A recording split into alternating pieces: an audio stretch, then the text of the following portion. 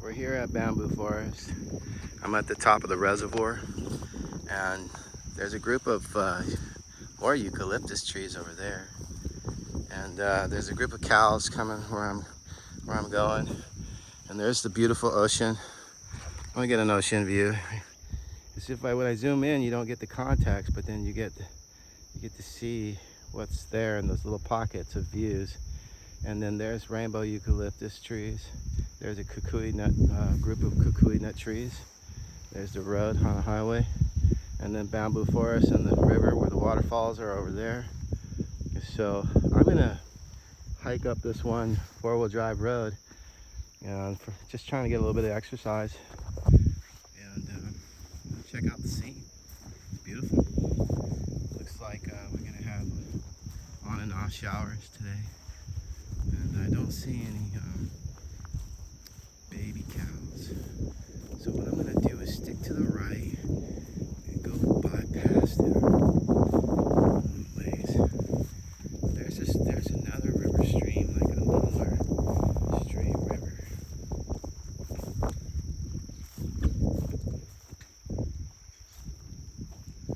It's coming through the bottom. Usually I guess that was what feeds this reservoir. But how does it, oh, I guess there's a bottom break down there on the side of the wall there. I don't know if you can see that little square thing. It's kind of an opening, and it's at the bottom of the pond there. And you'll see a grate, so that means it's stopping anything, large boulders or any rocks or things from going through. But that's where the stream zigzags straight into that area. As you see it serpentining, you see the dark line, that's the stream going, emptying out right there into the EMI ditch. This whole area is usually just full. I'd say a couple million gallons of water at least, if I had to guess. But so I'm gonna stay to the right here. Don't want to get these cows all startled because they can charge. They don't like it that way. So I'm gonna just go down to the side and traverse so they don't really see me and I don't really spook them. And then when I get to the road, should be good. Yeah, if you got good energy, you know, I'm not no lion whisperer or nothing. And you know, I had a crazy encounter with a pig, a Hawaiian boar. You know, those guys they're gnarly. They're tough as nails, man. They can do all kinds of crazy stuff in the woods, and they do damage for sure. So oh, there's a cow down there grazing. Some of these are like the Indian cows. They got the different style. They're not like the American beef cow, but like the Brahmin or something. I'm not sure what they call them. But look at those eucalyptus trees. There's one right here on the side of the cliff. Oh, look. There's the cow.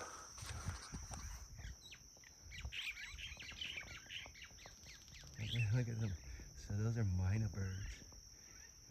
They're probably picking up bugs and flies and ticks and whatever. Oh, he's looking cool. He's got his ears back. I'll be really quiet not to startle. Zoom back out. Wow.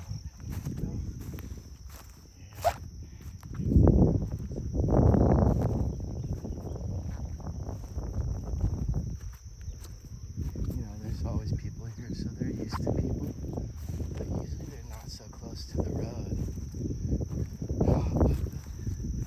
Oh my goodness, fungi. Yeah, let's see. If I were to guess, yep. Oh, let me show you. That's what you want to look for. And this little guy. two of them. Yeah. So we'll take these and offer them up as a blessing.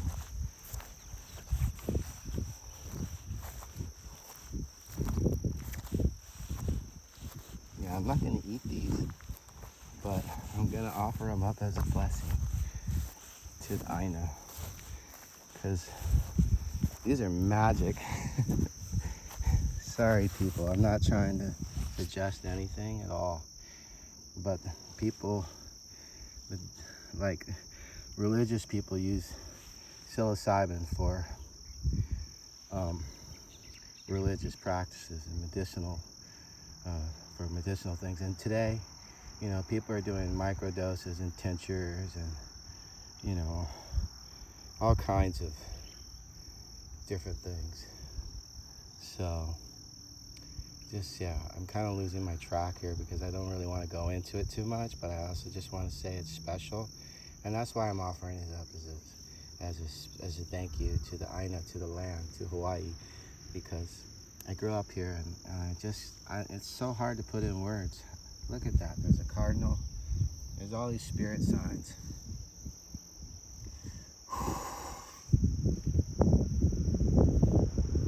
It's just so beautiful. I mean, look at that. Sorry. Once in a while, you're going to see me choke up a little bit. Because I don't know if it's because, you're just trying to connect with spirit, and spirit's there with you.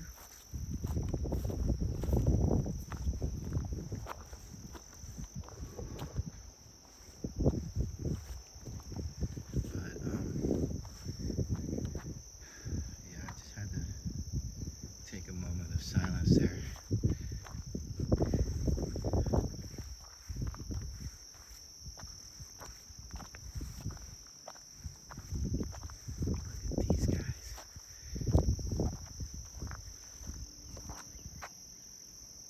Why is it blurry? Okay, sorry. Maybe that was because I got teary-eyed, so the camera got blurry. Oh man, this is turning out to be some kind of wonderful nature hike. As long as I don't startle these guys and make them get all weird with me. They seem happy. They're big. I just want to give them space. They don't look like they oh, there's another one. I'll just go through. Happy deeper dude. Hi guys. It's okay. Yeah, I've never had to walk through so many cows before. This close. Here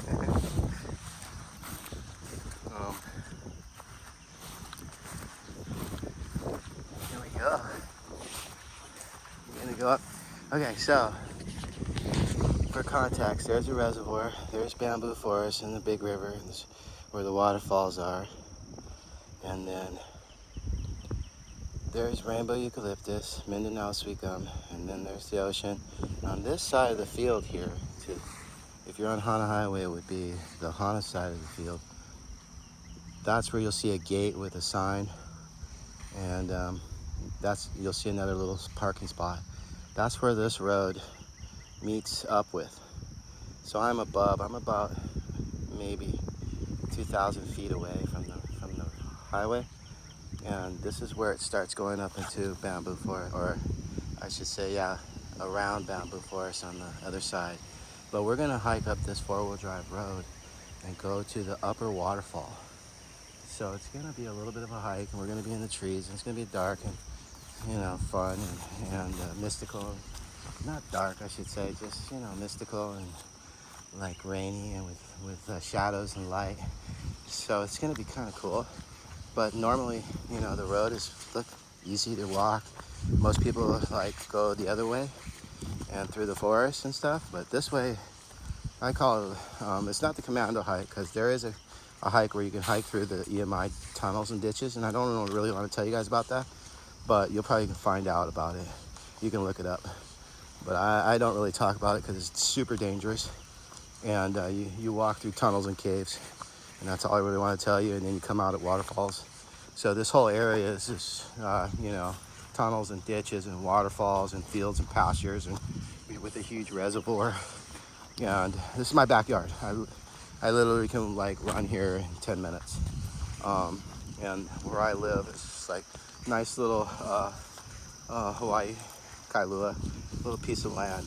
My friend Morgan and his family, they built a house, and I rent a little studio. I have an ocean view. Oh, look at this. This is Hawaii forest, people. Oh, it's paper bark tree right there.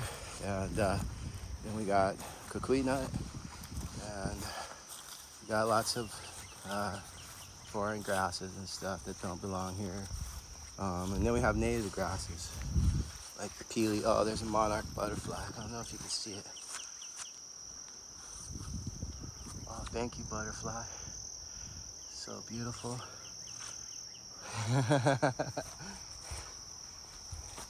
I don't know, that was another little, see, that's why I give thank you. Just like that. Then you're gonna see the spirits are gonna come out and connect with you. But you gotta let go. Anyway, I probably shouldn't even have to say anything, because those who get it, and those who don't will just be cool. This is beautiful, and I'll plant seeds so that they can carry on.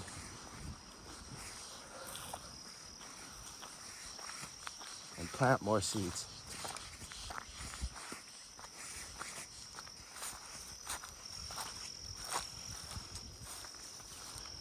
So in between, we got albicias, we got kukui nut. That's a giant albicea. That's not supposed to be here. That's a paper bark. There's a bunch of giant albicias. These are all on the edge of the back end of the reservoir that we're going around. There's Suriname cherry trees in there. So those are kind of ornamental. Those are edible. Of course, avocado trees, and we've got the more rainbow eucalyptus in there. But you can see we're kind of above the road, the highway, bending around into this next valley. But we're going up here. So, they put gates up so the cows stay in the pastures and stuff. And we just go through. So this is an open area for people to come and hike. And you can read up a lot about it right here. I was gonna go through this way, but let's just squeeze through. Watch out for the dirt spots.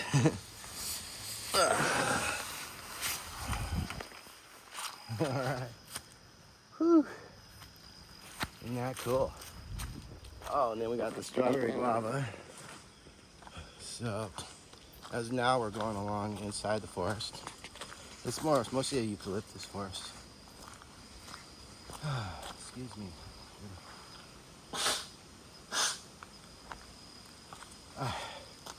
I have allergies and not allergic, but I shouldn't eat dairy and stuff. But I had some really good breakfast I made. It was like flour tortillas with black beans that I crock potted. Some eggs from, free range eggs from the health food store. And if you want to know a good health food store to go to Paia. Mana's the best place to go. I don't know why. I end up, the fork in the road, stick to the right. Don't go down and around to the left. Stay away from the left. Go back to the right on this road. This is the first fork, so I'm just letting you guys know. Stick to the right. And then, oh, look at this rose apple. Or no, this ain't rose apple. This is something different. I have to ID this. Sorry, guys. It's still stuff. I feel bad because, I'm reaching my bicentennial, what do you call it, 50? I'm over 50 anyway, but yeah. So I'm trying to stay in shape. Oh, look, we got banana over there. And yeah, to go hike. I've been running, doing yoga, sweats. I was overworking myself and had to take a break. And I feel so good now. I feel like I'm in love again with life. So, every once in a while you gotta go in or go without, and because you don't want to feel disconnected to yourself and to your body and to your spirit. When that happens, you gotta start healing. You gotta go in. They say you gotta feel in order to heal. It's what I believe, And whatever you want in life, you want to be the best at whatever it is. Just go to the source. Don't mess around with anything that's not a direct intervention between you and what you want, because you bring that forward by saying, I can do it. And I realize if you say I can't do it, then you're telling the universe that you don't want it. And everything you think about in the 3D manifests in the 5D. So in the spirit world, or in your mind, or in the greater consciousness, or the bigger picture, or the universe. Because don't get trapped on words.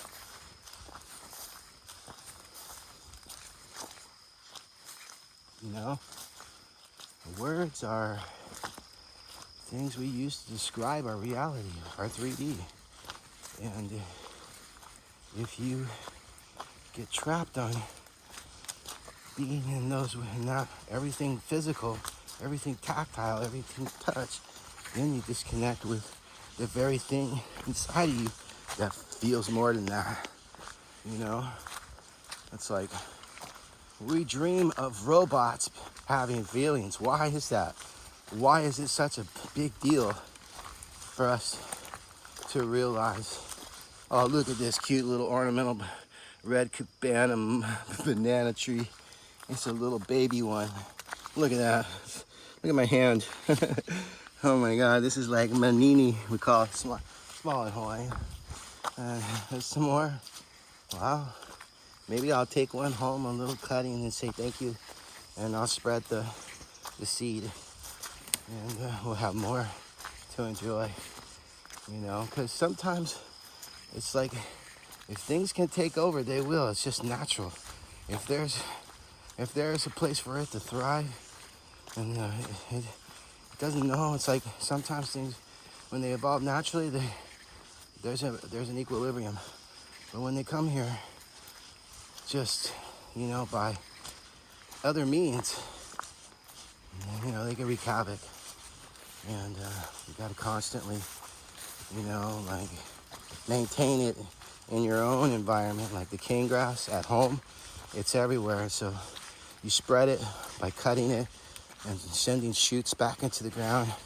And they cut it along the side highways, and they use these big machines and mowers, and they just spread the seed. And there's a better way to do it. We have a lot of people that love to work on the land. And I imagine this is my...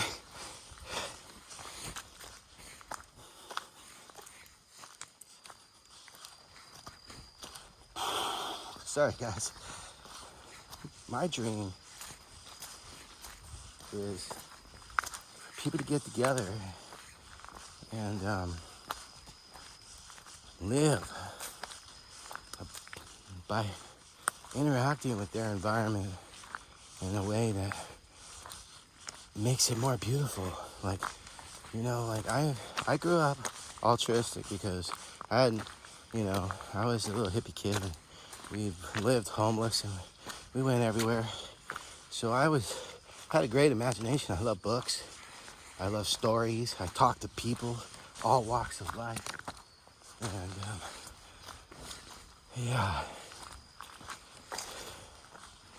the dream about people, there's a lot of specifics because, I have that analytical, logical brain, but I also have this emotional.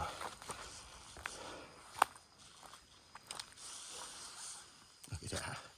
Here comes the sun.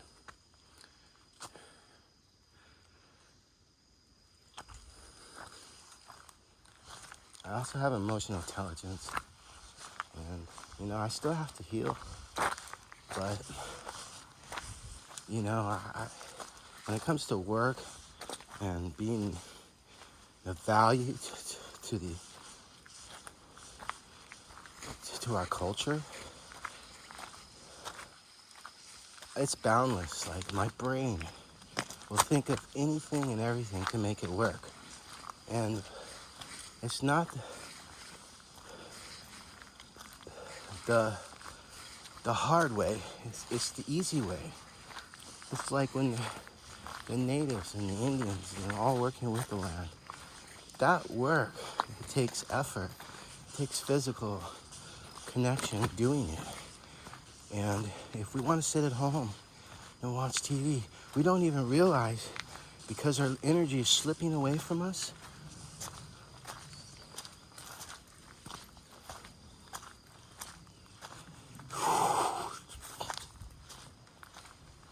It's gone. You don't get it. You need to find a way to tap into your power. And you're gonna need a certain kind of environment with a certain kind of food. But it's like, you have a garden, I have a garden. Your garden can be different, and my garden's gonna be different. Your home is gonna be different. My home is gonna be different. But all our needs with our friends and family and our environment will be met. A lot of people doing this already. It's no secret, but it is, because the masses of us are living master slave, are living low vibration.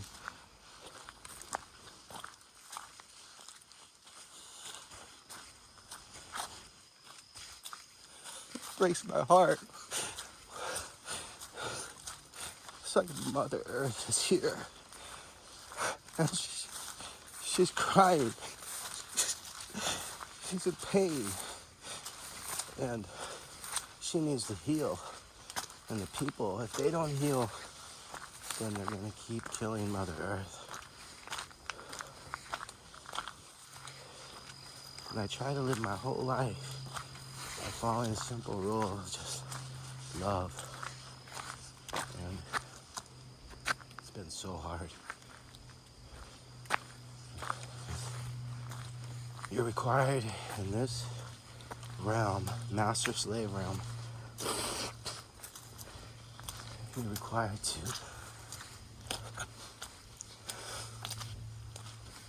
find your way in the dark.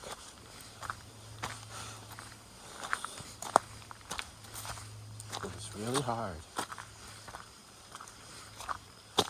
And I'm here in the most beautiful place in the world, and I have to still do the same thing as somebody in the most messed up, dirty, filthy, unsecure, no love, no nothing. And it's one thing not to feel sorry for yourself, because that's the wrong way too. That ain't gonna lead you anywhere.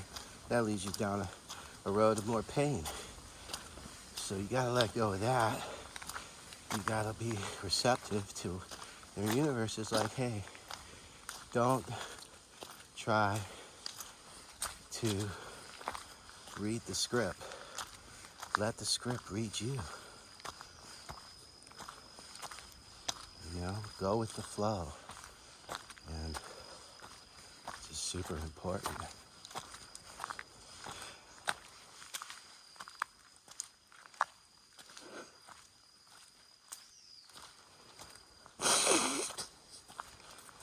So, I'm sorry, people, if you came here for a biology or a biography or geology. You're kind of getting everything all in one.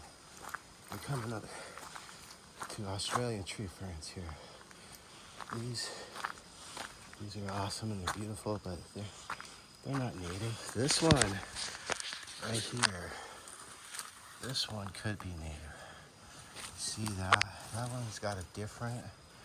That might not be, but those ones get really huge. That's the Australians are a little fuzzy.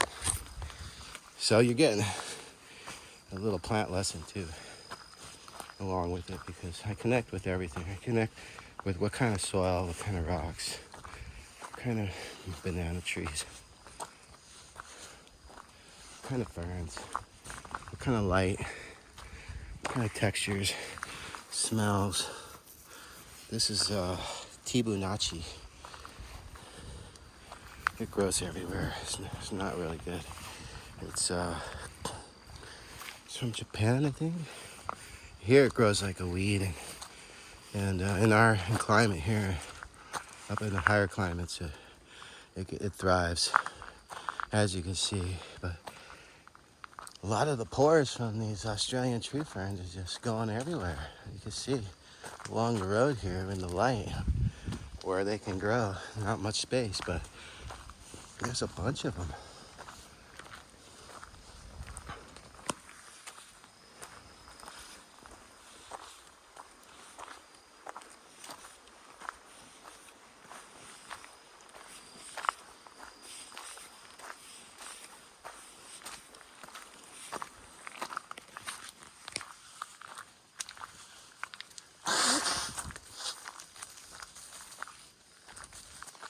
Coming around another bend here. Usually it's still going to the right, up. Wow. So, yeah, if you had a motorcycle, you could Rambo this right here when it's wet. You gotta have more. We want to be on a lighter, nimble bike. These rocks are really slippery, and you'll slide all over on a bike. But especially when you get a little bit of mud in there, and it starts to cake up on your knobs. Yeah. So yeah, I have a Honda XR 650L. Got it last year. Got it safetied. Did a job, and got my permit. Took the test. Then I got busy working with my design build projects, and it came out. It was one of the best jobs I've ever done. It's so beautiful. Quartzite green jade sidewalks, random broken patterns, just Ipe decks that last 60 years. Here's a native fern right here. I think this is called staghorn, and it's really cool. Look at that. That's what should be there. So when you look at this, we have stuff like Wadelia from California, Tibinachi from Japan, rose apple from South America, Albizia from Africa. Hell, sorry, but we're in Hawaii. I want to see more of the native stuff. So whenever you do see native, so we're in the lower elevations where you won't see as much, because up towards the up slopes where the elevations reaching its highest points in Hawaii, you'll see up in the mountains, up where people don't go, you'll see native stuff. And the more I go along this road, as we coming out into the open here, you'll see more native. You'll see the native tree ferns, and you'll see the native ground covers and shrubs that originated here. And they don't look all shabby like this. They don't look all hodgepodgey and just like mushed up together, and just like all trying to grow like without harmony. These are all good in their own environment, but sometimes they wreak havoc. There's a little bit of management. It's called stewardship, and we got to take care better. And if we poison stuff, we're not really doing that much. But look at this river. There's not much water. I don't know why. Why is it so dry? This riverbed right here, last time I saw it was water flowing down. It was beautiful. You can see along here, there's more of the staghorn fern to the right, along the road here. That's more native. And then when you see a native tree, I'll show it to you. Across the stream there, that brownish tree in that green pasture over there, not the dark green stuff, that's all rose apple. And no, I should say strawberry guava. The stuff's not good. This right here is an African tulip tree. It's got these orange flowers on it, and the birds spread the seeds, and or actually it's got these canoe like bean pods that just bust open. They look like little half canoes that are the size of a banana split. They look like half banana split bowls, and they release these powdery little seeds that just float in the wind. But across there in that one area, you'll see a native ohia tree. I'll zoom in on it. I haven't done any zooms, but I like this little area because we just came out of the forest. That is a native ohia tree. And we have gingers and ferns, and we have the itchy grass, and we have some of that fat blade grass too. I don't know what that is. I should know some of these, but I just don't ever deal with them, so I don't, you know, I deal with them when I just take them out. Here you can see strawberry guava. So this is an invasive tree. I think this is from South America, and the birds spread the seeds everywhere, and they'll take over. So it's just that it's hard because it's like the Hawaiian people. There's not as much as there should be, just like the native plants, not as much as there should be. So we're coming into a new time, people. You know, it's like I feel like a kid, but I'm not a kid anymore. You know, but I feel the same because that's how I felt then about all this. You know, and I went to school to learn about it, to make it more beautiful, to make my home beautiful, and to live in nature. And so that's why I studied landscape architecture. And you know, I got this crazy idea for living in a village. You know, like how the Indians lived on the land, how we can, as a modern group of I don't know, I want to say, you know, peaceful warriors, earth angels and good spirits living together, and, you know, with commerce, with electric vehicles. And so my idea is to develop a city like a cell, you know, so people live on the interior instead of the interior being congested with traffic and cars and buildings. That would all be around the edge like a cell. It would be the cell wall, would be all the commerce. And on the inside, there would be no no highways, just small roads to get in and out for mostly. So it's kind of hard to envision because I'm a designer, so I would draw this. I would show you how it would work. Like if you can imagine a big lake, like Lake Tahoe, imagine that. But in this sense, the lake would be just little small lakes inside, not as big as Lake Tahoe, but that would be the size of the city. And I'm looking at the ground with the camera, sorry. And so inside of the city would be where people would live in parks and ponds and nature centers and trails and projects and outdoor theaters and all these wonderful things, you know, would be on the inside. There would be, and all the highways and freeways would have to navigate around the outside if we still have that kind of stuff. So I want to show you these ornamental bananas. God, I can't believe it. Look at that. It's so beautiful. I'll have to ID this one too, guys. Maybe I'll get you the proper name. I'll put it on the screen when I do the video. Look at that. I have never seen these kinds just like this. You know, maybe it's just I was in the right time. But they got flowers on them. Coming up to this one here. Look at that, cinematic. Under this banyan tree.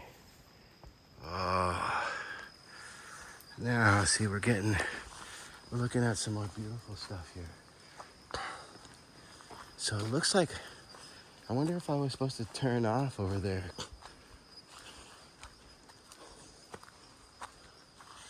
I don't know. I'm gonna just keep going for a little ways more. It's been a while. It's been like 5 years since I did this hike. So there's a hapu. So that's an Australian tree fern, not a native.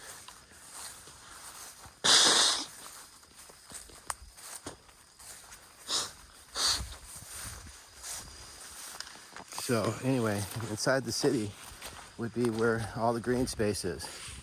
And you'd have utility roads and like a little bit of accesses, but there'd be neighborhoods and people living in a way where they're living with gardens, and they're living in their own little enclosures. I really like the way the Japanese used to live, and the way they use space is they used it wisely. So, because, like, that's why we have all this poison and spray and stuff and paint, all these things, because we build big structures. And in order to maintain those huge structures, we got to use all this stuff. And it was great because it provides us with a means to an end and commerce. And there was an economic value behind it. But I think if we're going to go forward, even if we have spaceships and rockets someday and we're zipping around in aerial machines, hovercraft, and we got jetpacks, and this is still living in a way that's conscientious, healthy. And I think a lot of movies kind of like shown. See, I'm going on another fork here. Wow. So I'm gonna go to the right. I think it might be the same road, but this might be the one where it goes off down to the waterfall. So that's why I'm taking this fork. So I'm kind of still staying to the right here. But yeah, so I've seen footage and I've seen stuff where there's like, simplistic, minimalist living. I don't think we have to not have things, because if we have more time and we're living healthier, then we're going to do more theater, we're going to do more art, we're going to do more philosophy, we're going to teach more meditation, more ground things that help us. And I think it's really important, because that's what are these rich people doing? They're looking for the very same thing that we can all have. You don't need money. Like I go to the beach. Of course I had to work and I overworked myself, and that's why I was getting kind of out of balance. And now, you got to find a way now to make it, even though it's wrong, to, when everybody can't do the same thing. No, we can't all be YouTubers,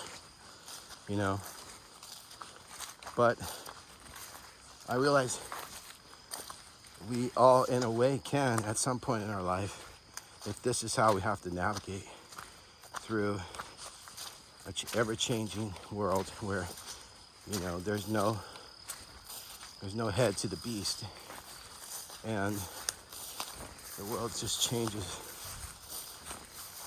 and you have to figure it out as you go, and it's not that easy.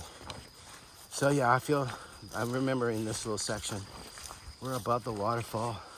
We're going now down to the right. If you see the road going up there, just keep going down.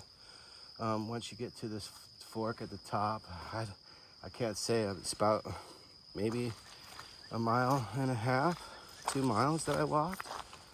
It's not that far. We're still above the reservoir, maybe like a bird's eye fly.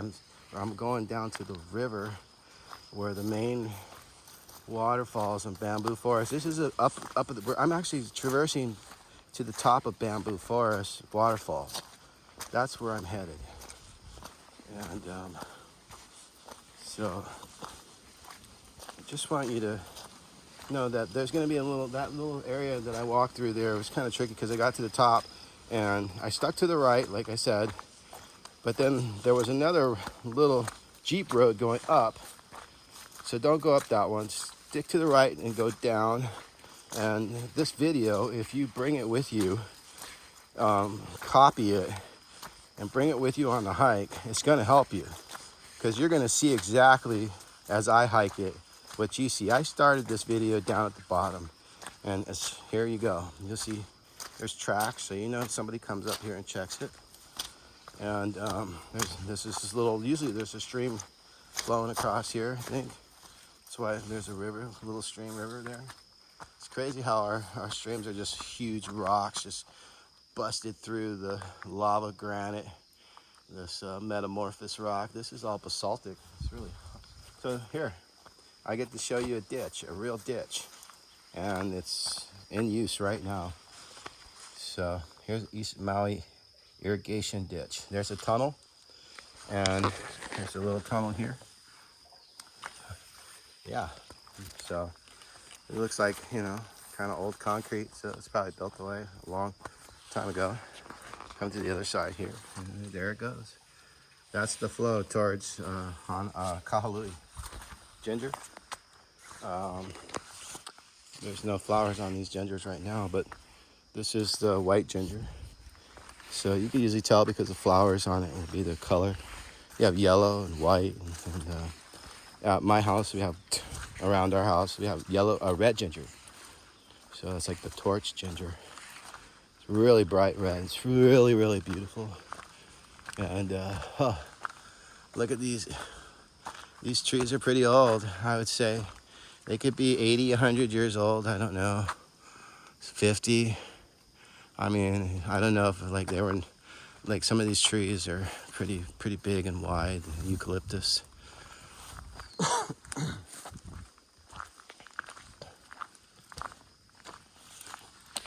Oh, look at all this native fern. Now that's all native. That's beautiful. And then ginger, not native. You see that African tulip little tree trying to grow right there? See? That thing is not a native. And then we got those blackberries. I'll have to put that on the screen and like eat those. Those are like, I don't think they're native because they're just everywhere. They're like rubbish trees, but I shouldn't say that.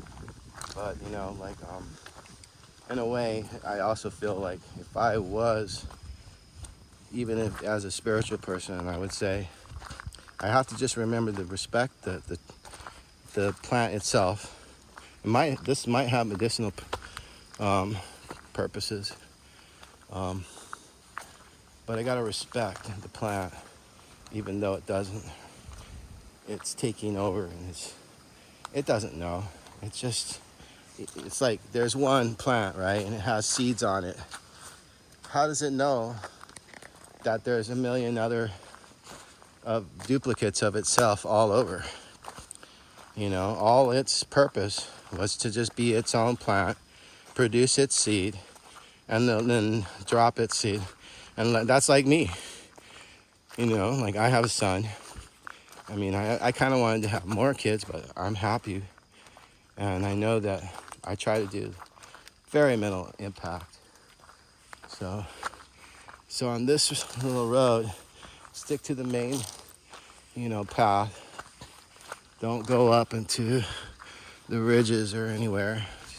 Because what we're trying to do is traverse back down now to the side. We're going to the waterfall. And so there's some paper bark trees in here. There's a lot of different types of eucalyptus we have here. You know, Australian mostly, from Australia, eucalyptus. That's this paper bark tree. You can see that. Pretty cool. I can show you a little sample. You know, it's just like paper. See, this stuff is useful. You can do a lot of, you know, things with this. You can do artwork with it. You can use it for clothing. You could use it for paper, obviously. And you can learn techniques to make this, something of good use, which we do, I think. I just don't know if we utilize it here in Hawaii, but paper bark trees is so cool. But again, I don't necessarily want them everywhere out here in the forest. I want native plants. I just reiterate that. It's like no disrespect. There's no, and obviously, you know, if there become a problem, we'll do something about it. But, we can't manage all this land. And that's why it's everywhere. And it can, on its own, the power to replicate and thrive and live. All this forest, see, there's another type of eucalyptus up there, that big, more gray eucalyptus. Trying to figure out if I remember the name of that one, but I don't. We're coming out into the opening here. So I think we're gonna walk along this for maybe a mile. And here we go. Here's a little native section here. And you'll notice how different it feels and looks rather than the forest we just came from. You see how that was? It was just like there wasn't as much diversity. And now as we're coming out into this area, of course there's a lot of weeds and grasses and things in here too that shouldn't be here. And I'll point them out to you, but there's also there's also a native feel here that if you look, I don't know, I'm gonna try and describe the feeling to you. But as I just approached this opening field, I came across these koa trees, these native koa trees. So koa wood is like, it's a beautiful wood. Woodworkers love it. It's highly sought after. We use it everywhere for benches, from chairs to furnitures to tables to artwork to crafts to sculptures. And it just shines up. It's translucent and it has this ripple curl, different colors and striations and design patterns inside of it. It's just really, really amazing. So I'm not the best at describing things, and I'm trying to get better. I'm trying to just focus and, let you guys, in on some of these beautiful things that Hawaii has to offer. So here we go. We have an ohia tree. And that's also one of the things that I wanted to show you, that we have more of these ohias in here. It's like a little pocket, and I can see a little group of these trees. And in the middle, I see that African tulip with the orange flowers. Of course, wants to hang out with the locals. So, let it be what it is. And we got lots of ginger here. It's like we missed the whole ginger phase. So this is how you're gonna know you're on the right track.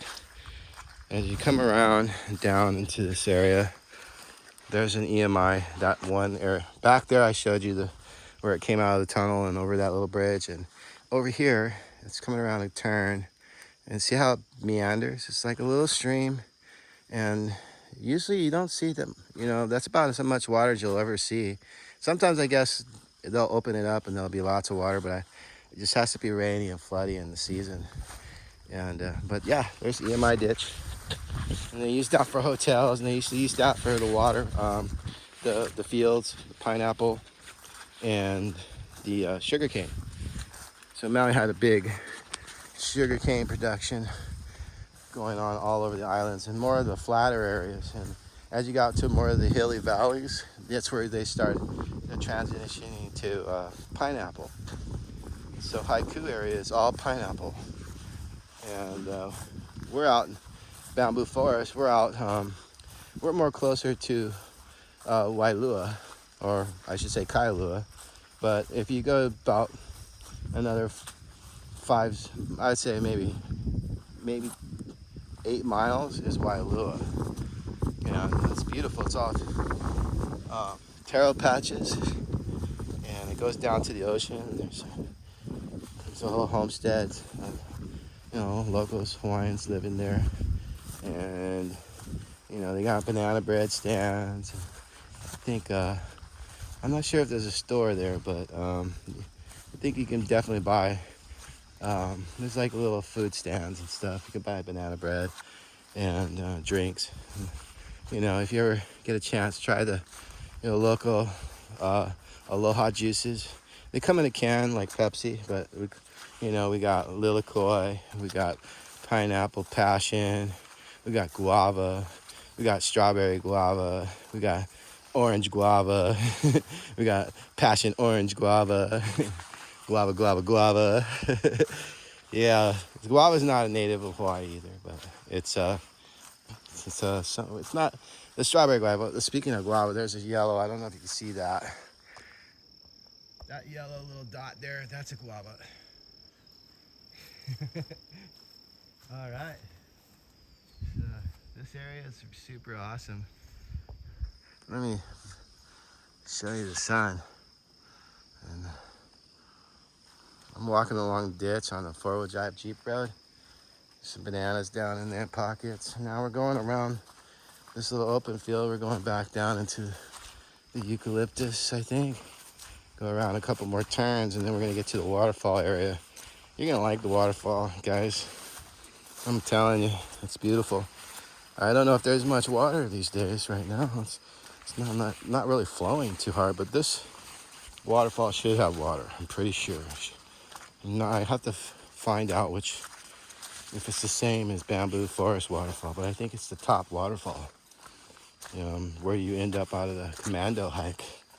I don't know where you come out, if it's somewhere over here. This looks like goes across the EMI ditch, a little bridge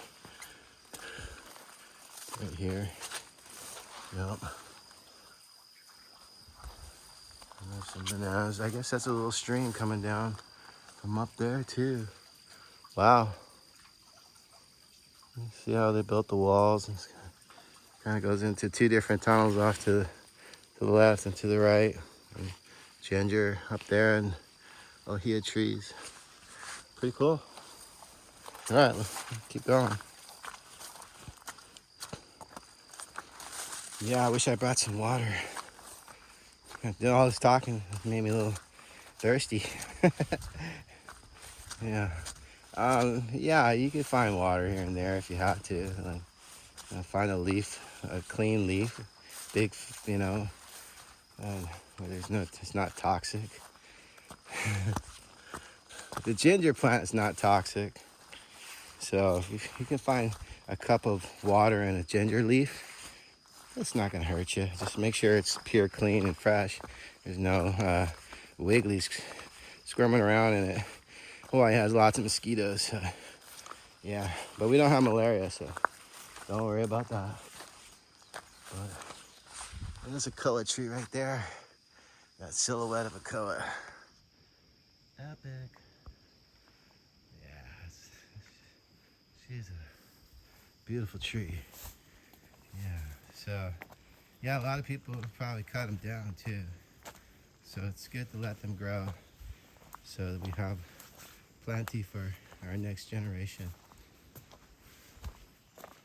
So yeah, I'm feeling connected. I'm feeling really grounded, This thing, earlier I was feeling emotional and it's like all this energy is just surging because I'm building energy and I have to learn how to channel energy because, for me, I'm one of those high energy people that always running around doing stuff, exercising, flipping around, surfing, swimming, skateboarding.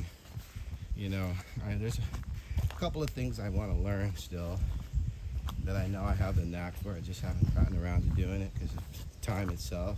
So it's like learning how to balance is really, really, really important.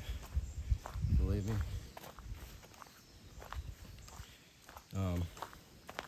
Balancing so you have the energy throughout the day. You don't lose it. And it doesn't get bottled up and you end up like all like I noticed how I start out, like at a job. I work in the office all day. By the end of the day, you want to go let off some steam, so you go out, party, and have fun, and then you go do things that kind of not, it's kind of like it's great having fun, but just drinking all the time, and you should find yourself like thinking about things that don't necessarily provide you with harmony and sustenance, and like it's nice to think about love and pursuit of love and going out there to find it. But if that's all you're doing, and you're end up in toxic situations where it's not really about love, then I don't know. It's just then you're learning karmic lessons, and a lot of people are here right now because they're lost and they're learning karmic lessons. And I did. I learned a lot. I've been through it all. It's like you don't realize it. Just like if you overprotect yourself because you're vulnerable and you don't want to be vulnerable, that you're turning out to wear a mask, and that can turn into narcissistic behavior. And you're like, what? It's like I imagine a life where all of us are just who we are, and it would be a lot different. Like because then it's like if you're taking away a lot of these behaviors that aren't really bad, then you end up with good behaviors. And if you see more of those good behaviors in people rather than, abstinence, or rather than just silence, or just neutralness. Like neutralness is, I think, how most of us get along. We're just neutral, Like we have our selves, and most of us, because we have great spirits inside, it's like it shows us that if we're open to things, or just neutral, or if we're happy, because most people are happy when they come to Hawaii, so I feel it, I feel. But some people are not. All the people come here happy. They don't all say hello to you. It's like they stay in their car and they don't wave, and they're not friendly. Especially if you got a vibe and energy. It's like, the whole thing about profiling is the whole thing is when we feel something that's not good, we know it. If something's negative, we know it, right? So, negative people, when they do it to other people, they're doing it because I don't know. I don't want to. It's the whole thing about judging and projecting. It's not good to do. This is Job's tears. So that's a spiritual. These are hard little seeds. It turns into. They use them for necklaces. Or you can hear them. They're hard and they shake. But I guess I want to. The whole profiling thing is that. If somebody's coming at you with a bad feeling, with a bad vibe, you just know it, And I guess I got caught up in my mind because I was thinking about what happens when we're in an environment where there's security, and we got to go through the situation where they're looking at us to see if we're bad, and we have a good vibe. And the more good we are, the more they feel like they can just take advantage of that. So that's what I was like trying to explain the difference between, someone with a bad feeling and checking that, and being cautious around the negative energy, because you don't want to let it come into you. And sometimes our families are that way, and our friends are that way. Sometimes we're treated that way by other people, and it's really hard. Like every time I get on the car and I go, because you got to realize that if you're a warrior, you got to stand up for yourself. And there's peaceful, good warriors, which become advocates for like righteous and justice and judgment, right? But at the same time, we get caught up in that because we're all doing it, and we're doing it to each other. And it's like we're teaching other people to do it, and they don't even know why. They're just copying us because we do it to them. So if we explain, like, hey, it's not good to cut off people, then maybe they won't cut you off and burn you and then go like super slow, like typical behavior, right? None of us like it, but it happens, you know. But we all have free will, you know. When it's like when we all have to have patience, because if there's an elderly person and she's not fast like a young person, and she's waiting in line, and then there's a bunch of people behind her, and you know, it's kind of good to let her go first if it's gonna make it better and make it easier, right? Instead of, you know, like getting mad and pissed off because someone's taking too long or cut you off or burned you. I still have a problem to this day. So we all have to work on our shadow, you know. I'm not gonna be one of those people that tells you like I, you know, like most of the time, I'd say a good percentage of the time, I think I got a little bit of a handle on it, but it's like a work in practice. It's like no one's perfect. Everybody's to challenge themselves instead of each other. But what I do is I just breathe and relax. And I always try to remember when I was feeling good, that's the place I want to be. I want to be feeling good. I want to feeling good. I don't want to go have these negative things and go through my day with that. I want to create my reality. I want my reality to feel good. I want my reality to be awesome. You know, I want to meet good people and have good relationships and spend the time and put it where I need to. I want to fill my cups with love, with beauty, with life, with energy, with happiness. And I want to be there the mourn, the sick, and the dying, and the people who struggled, because it's not going to be, even if we had a perfect world, it still would mean there would be accidents, you know. So in that world where we relinquish, you know, everything up to God or the greater spirit, and we will be there to heal and we have the right medicine for people, you know, whether it's psychology or if it's, you know, trauma,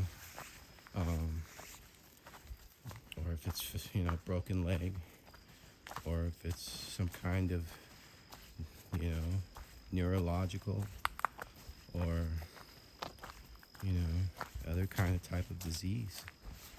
We have diseases that affect the inside of the body. We have diseases that affect the mind. We have diseases that affect, you know, our environment, basically, and the animals, you know, the plants, and the air, you know. So, still on the road here. Maybe it is, I'll say this is maybe a 3-4 mile hike. Could be, I don't know if it's more than 5, but it's definitely 3.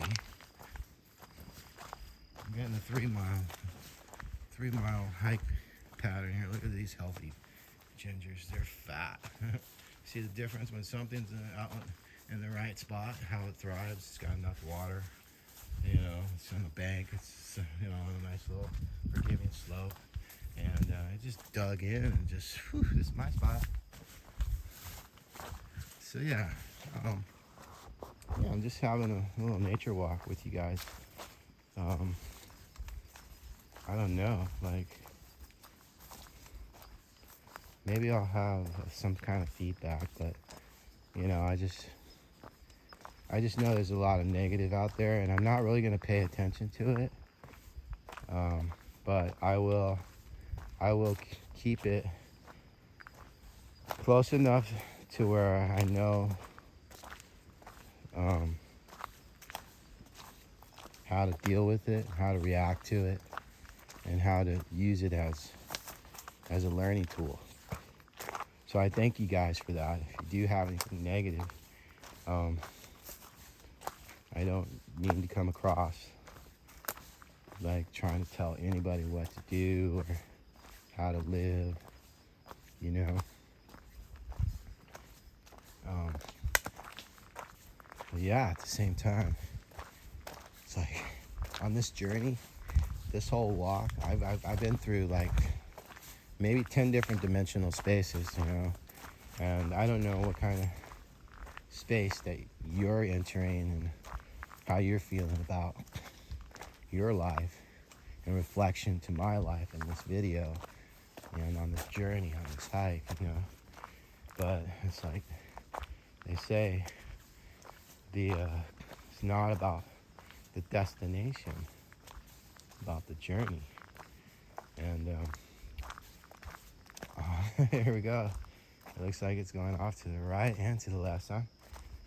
I feel like I gotta go down, but I think this is the way. Yeah.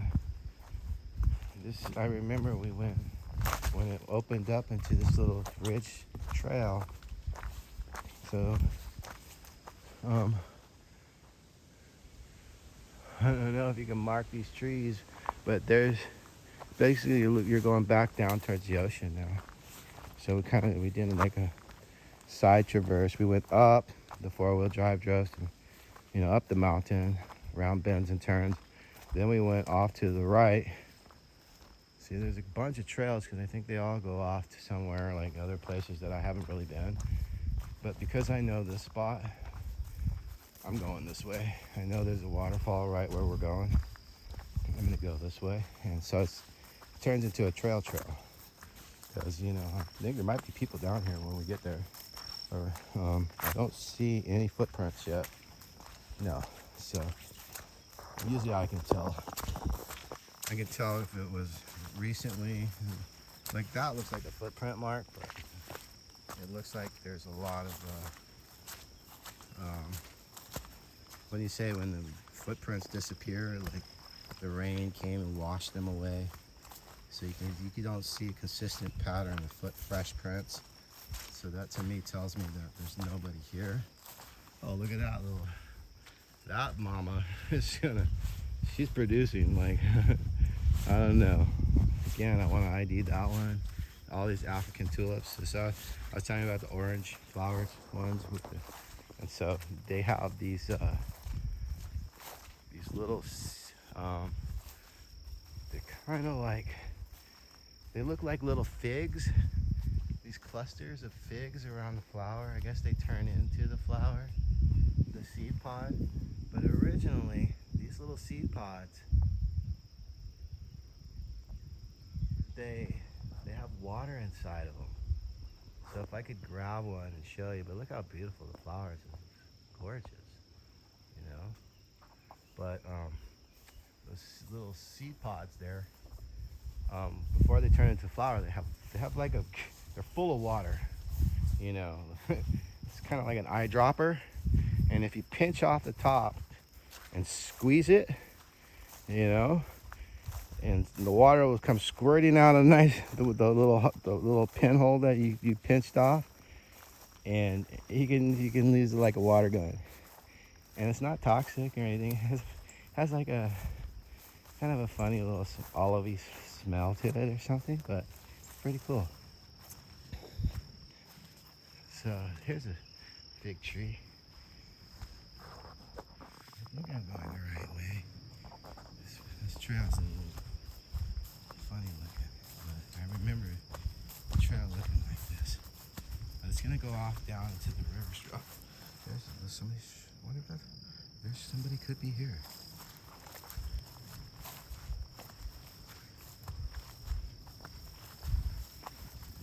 Yeah, all this itchy grass.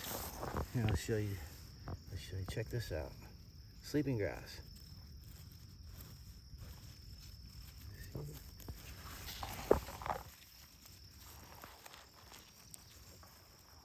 Closes up.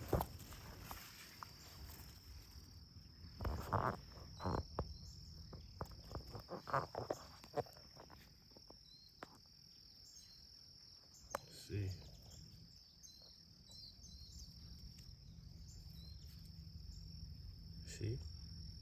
See how it folded up? Sleeping grass. It has thorns on it though. So like my legs, see how it's right there? You want to wear tall socks or pants out here. you don't have tough skin. That's itchy. But yeah, so that's kind of trippy, yeah. It's like it closes. It has a mechanical thing where it just leaves just shut when it's touched. Oh, look, something's going off that way. We'll just keep following the trail. So this whole area, there's the eucalyptus tree. You know, the trees over there to the right. That's where the road is. Here we go. So yeah, this is one big ohia tree. Oh, native tree. See, that's the native ohia, and that's here comes the helicopter.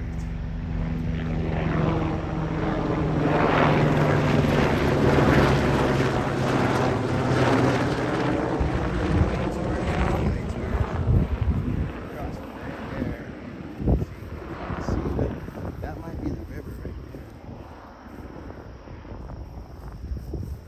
It's coming down from the mountain. See, as we get more up in the mountain, you see all those native color trees. You see a lot more natives.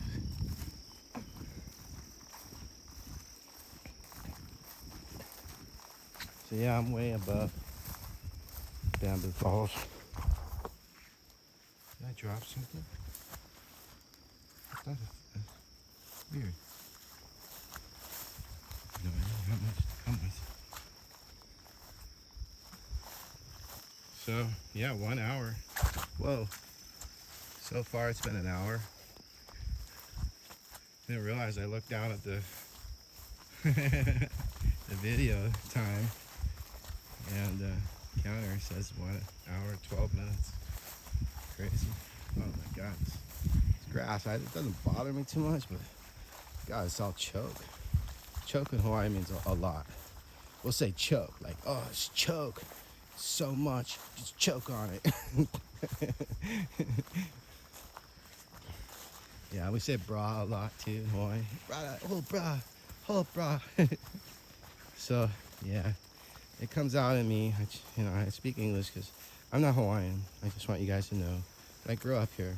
My grandmother married Hawaiian, and so we did have, connection there.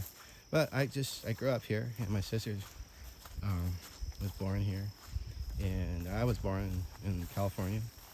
And my dad was black and half black or part black. I don't know. I got my 23andMe done, and my mom was white lady. And back then, the hippies loved to hang out in Hawaii on the beaches and live on the beaches with their kids and stuff, camp out, fires and drum dances and all that shit. Oh, sorry, PG friendly. So yeah, that's what it was all about. And I don't know. I'm just living life on a day-to-day thing. Oh, Siri just came out of nowhere. I don't know. When I say certain things, and I have her activated, because I like to send text while driving, so I use Siri, and she's a little slow. No, sorry, I'm not trying to. Look, here we're going down. The trail's getting a little bit slipperier. You can tell there's plenty of people come to this spot. Oh.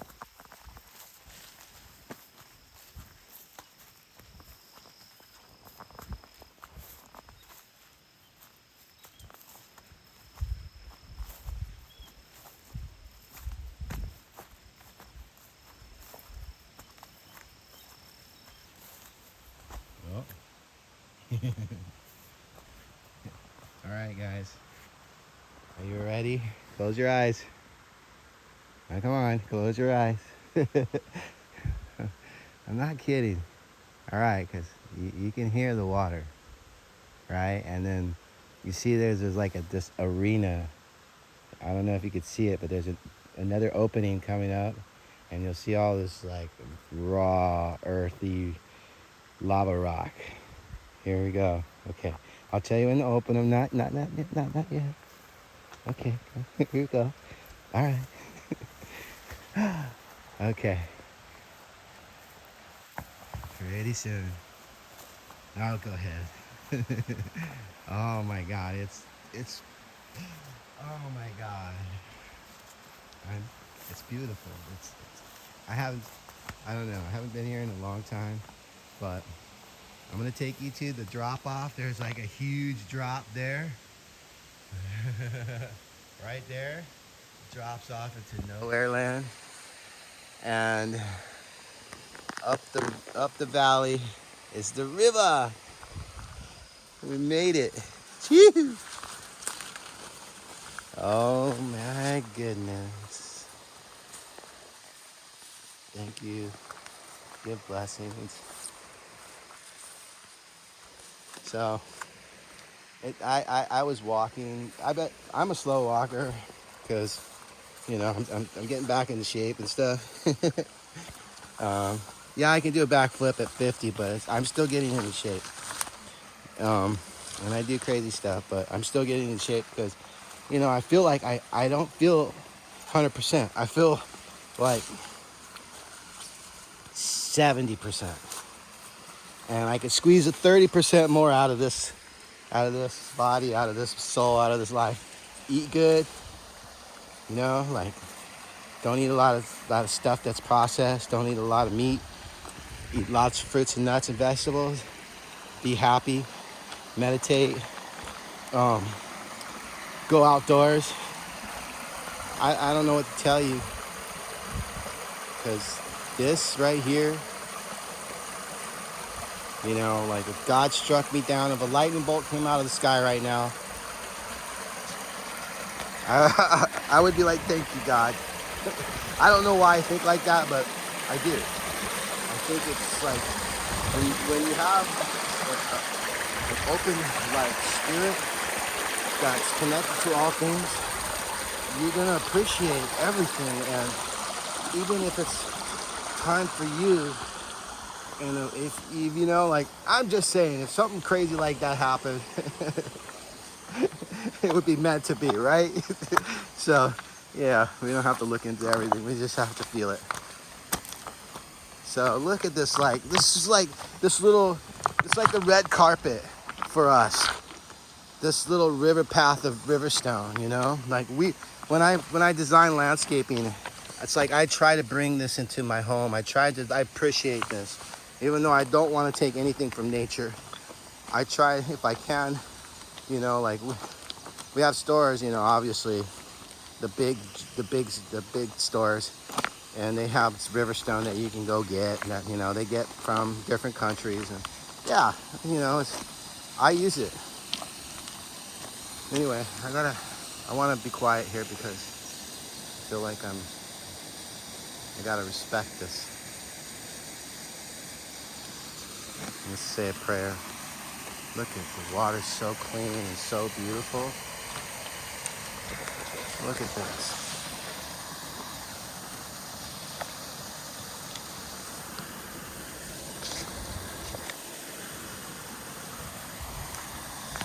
Wow. I've never seen it so clean.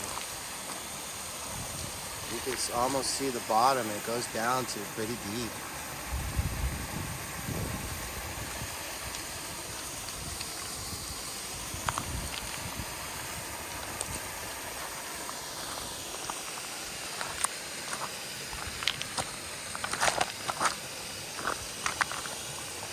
So I'm gonna try and find a spot where maybe I can get a shot with, just hanging out here.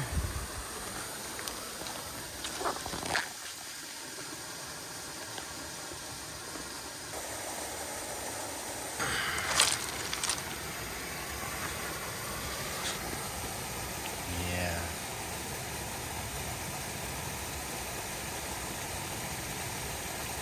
So this is my favorite spot because it's open.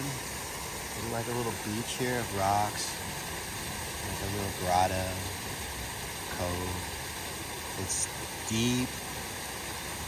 You can go play in the waterfall. You can go up and climb up a little bit. I think you could jump too. I don't. If you see an open area like up there, right up at you, right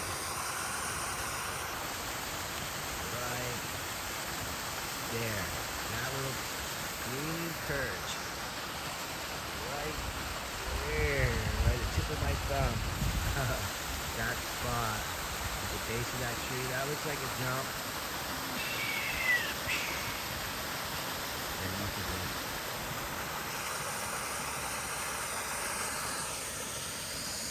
But yeah, I want to do a last little thing. Maybe I'll go show you the drop off, the other waterfall that just drops off into like the steep, crazy thing. I would. That'll be our last little thing, and then I'm gonna just take some pictures, and I'm also probably gonna just do some short videos that'll add to this. But I've been letting this one run for an hour and a half. It's a long video. Like, I'll have to cut this, edit it, or something. But I wanted to show you when this river comes down through here, it's just turns into a little stream. There's not a lot of flow right now, but the water could start coming up because there's been a little bit of rain. But I'm not too worried right now. But you never know. If you hear a lot of rumbling, you don't want to be, because it's wintertime, folks, and like there could be a flash flood. Like, I'm not kidding. But if the rain hasn't been heavy, the water is low, and but because there was a little bit of rain today, it's always good to know where the moisture is, how the mountains are doing, because that's where it starts up there, where it's cloudy, and you don't see it down here because it doesn't stack in and build up like it does in the mountain. And then it can just pour heavy up there, and you could get a little surge of water, So it's always good to be cautious in Hawaii and the waterfalls. Always stay near a trail, always be up above, and never go swim when it's crazy rainstorm. Like some of the smaller rivers and streams are okay, but you can see right now, if there was a flash flood, I would be done. I would be gone. I'd just be swept out. I would go probably get, sucked under. But we won't talk about stuff like that. But just, be careful. This is a magical, special place, and if you're just being careful, don't do silly stuff. Look at this drop-off waterfall. I'm on top of another waterfall right now.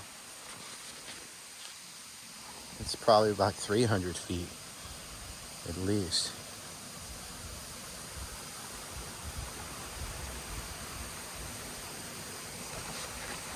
So, I wanted to show you this.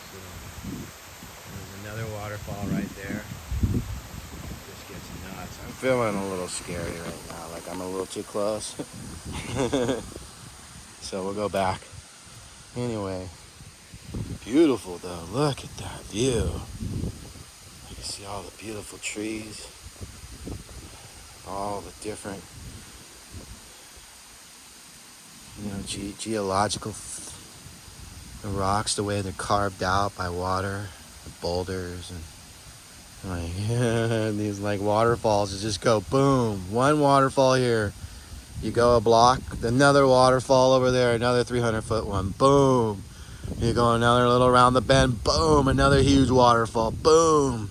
We're up in the mountains. We're about 1,000 feet or so of elevation. So from here to the ocean, you're gonna see waterfalls every, 1,000 feet, more or less, And yeah, you feel it. You feel the power. You feel the wind blowing up, and you see the you know, the, the distance and the depth, and it makes your heart go, oh, it makes the butterflies go, woo.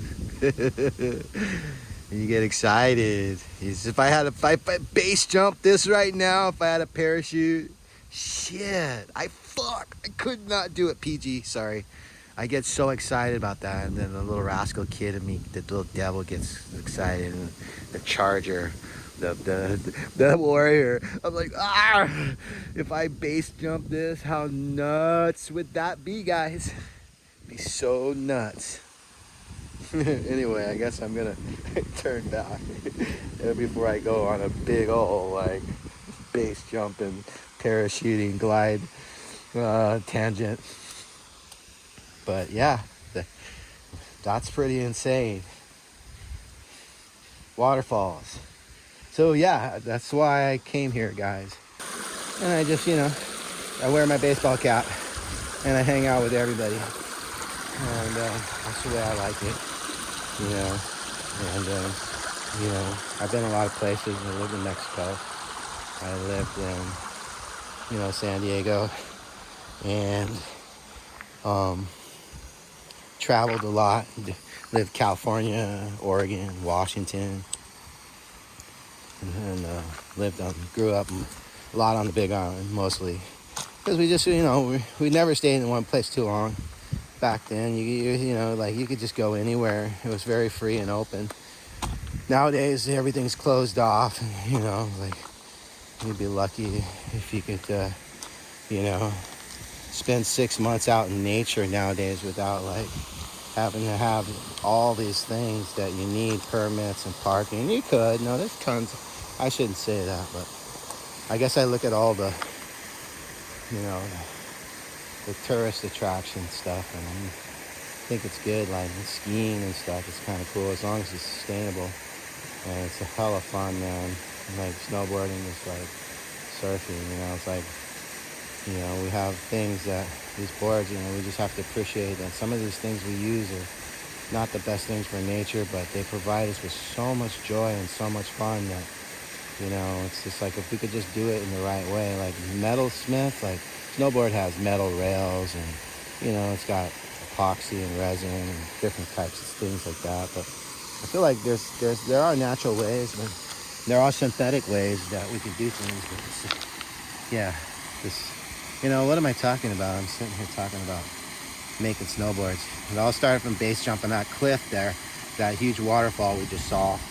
Not much water going off of it right now. It's all dried up. That's why I'm not really too worried about flash floods, even though we had a little bit of weather action lately.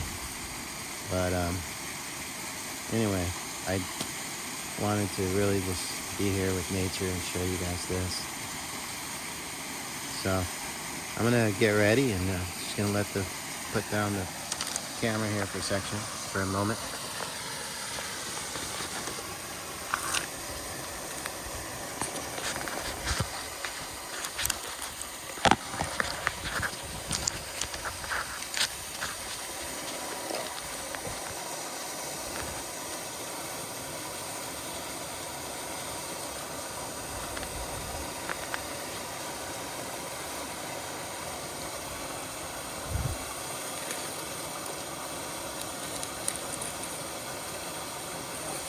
Little special effects. Boom.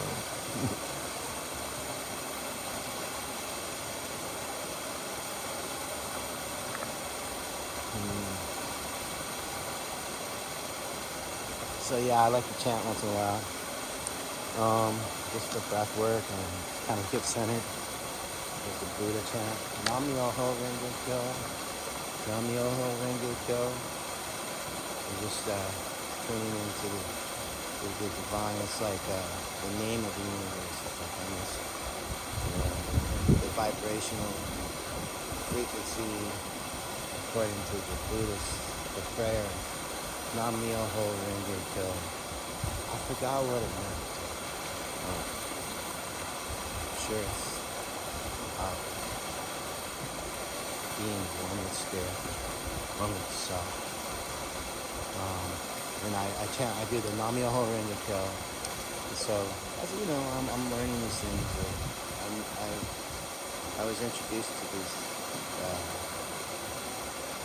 I always say, spiritual practices by friends, and I love just hanging out with them, and going to the Buddhist temple and chanting, and everybody just gets so into it. It's like it's so visceral, guttural, and energetic, and oxygenating, and spiritual.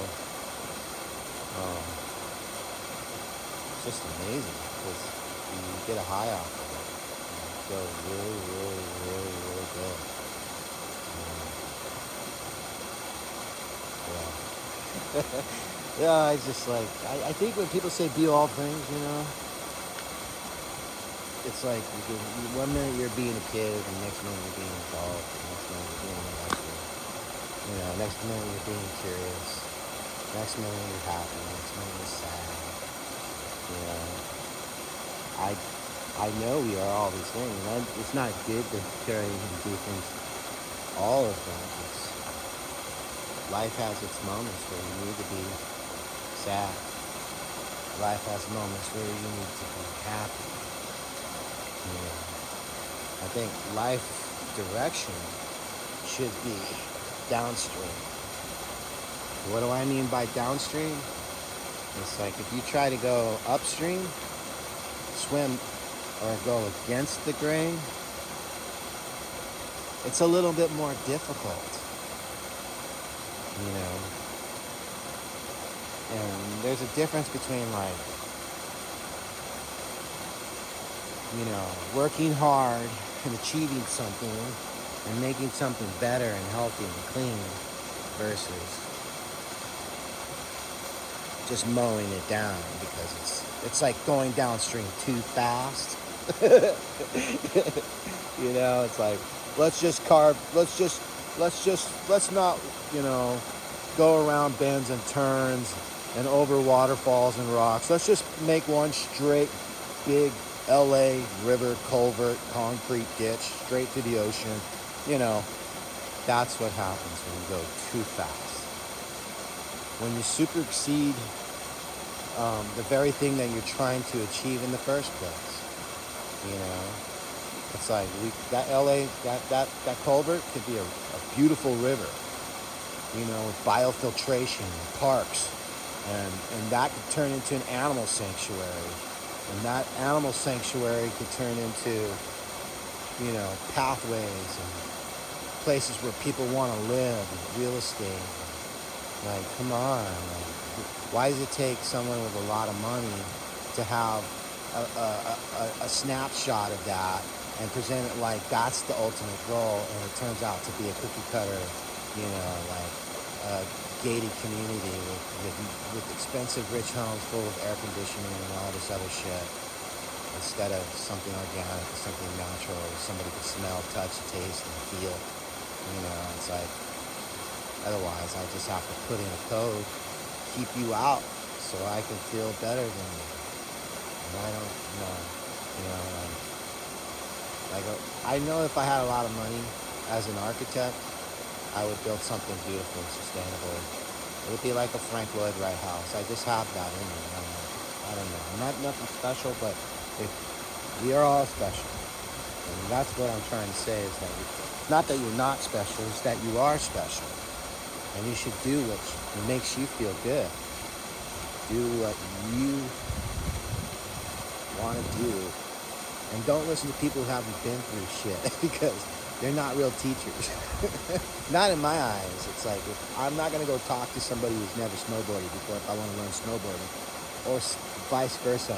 Anything I do, I want to talk to somebody who's been through it, experienced it, can give me some direction, And I don't want to be too hot-headed to where I can't, figure it out, or have some kind of discernment, or be empathetic enough to where I can use those lessons for my own advantage.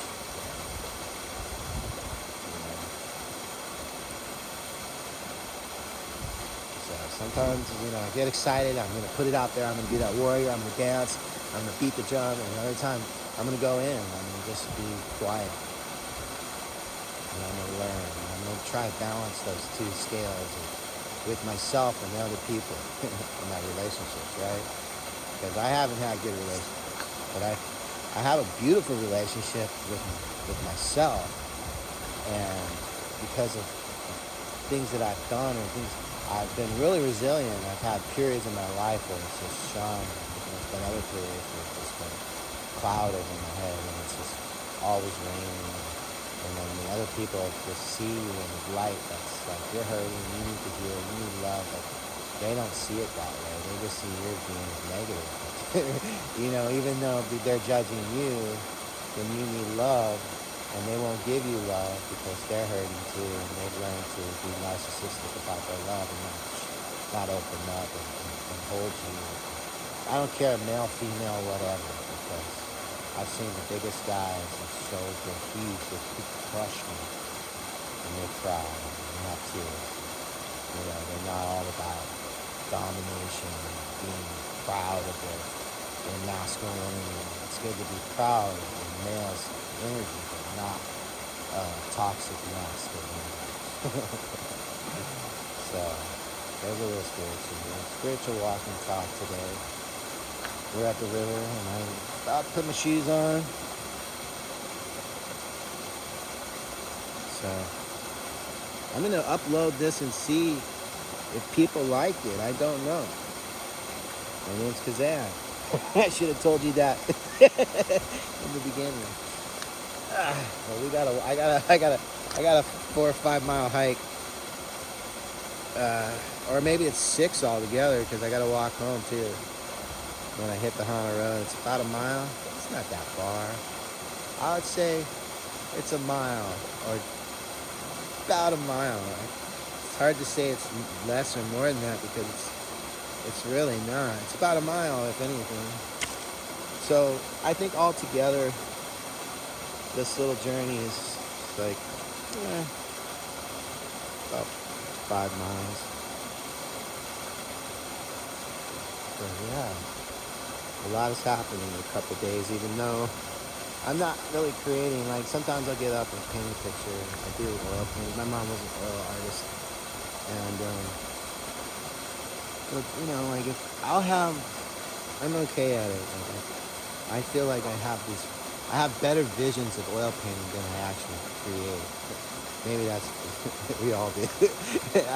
Maybe we could all dream up something that we can't create. But I'm actually trying to do it, and I'm trying different styles. You know, there's abstract styles, plein air, and then there's like very.